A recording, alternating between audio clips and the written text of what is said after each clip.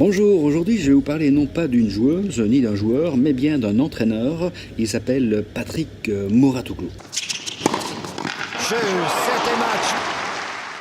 Première caractéristique, il n'a pas été un grand joueur, il s'est arrêté très tôt en junior, il a considéré qu'il n'avait ni le talent ni les capacités physiques pour arriver au sommet. Par contre, c'est quelqu'un qui avait bien capté en fait comment il fallait s'entraîner, comment élaborer une stratégie, bref, comment faire sans savoir le faire lui-même. Et donc, de cette compétence-là, il a décidé de la transférer aux plus doués, aussi bien des joueurs que des joueuses, et il les a amenés au sommet. Alors, Patrick Mouratoglou également a été le premier à prendre des notes sur l'ensemble des matchs, donc aussi bien pour ses poulains que pour la future concurrence, la future compétition. Et donc, vous allez voir que dans ces carnets de notes, en fait, ça a été le premier à tenir une prise de données très très précises. Et ensuite, ces données-là, il les imputait simplement dans un tableau Excel pour donner du sens aux données. Donc, avec des pivot tables, avec l'élaboration de quelques formules, il arrivait à faire deux choses. D'une part, élaborer une stratégie d'entraînement pour son poulain sur base de ces données, et également une stratégie pour affronter la future compétition, encore une fois, sur base des données récoltées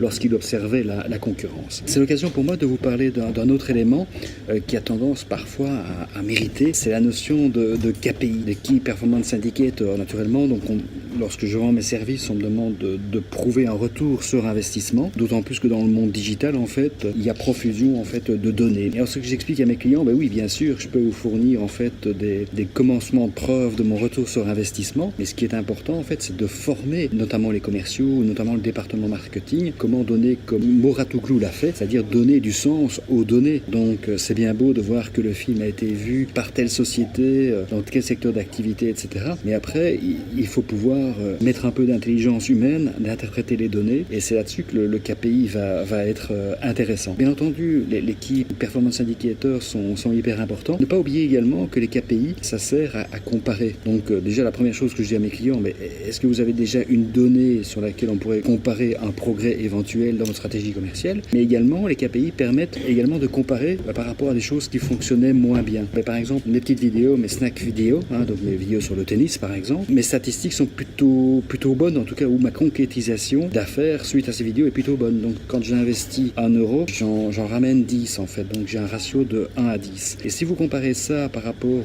aux traditionnelles vidéos corporate qui coûtent souvent près de 10 000 euros, où il y a très très peu d'engagement parce qu'en général c'est assez boring, c'est quelque chose sans aspérité, sans aucune authenticité, mais ça marche pas quoi. Et donc je le dis souvent, fonctionne sur les réseaux sociaux ce qui marchait très très bien dans la vie réelle. Et donc ce qui se passe bien dans la vie réelle marche divinement bien sur les réseaux sociaux. Ce qui ne marchait pas ou bon an mal an pas très bien dans la vie réelle, ça va être encore pire dans les réseaux sociaux. Donc voilà, je peux vous assurer que les 5 vidéos, d'une part c'est très amusant à faire, et si vous arrivez à interpréter les données, d'obtenir, si vous investissez 1000 et en obtenir 10 000 de new business, c'est quand même amusant, c'est pas mal. Et donc réfléchissez-y. Donc oui, les KPI, mais interprétez et comparez à des choses, sinon ça ne sert à rien. À très bientôt et probablement à la semaine prochaine.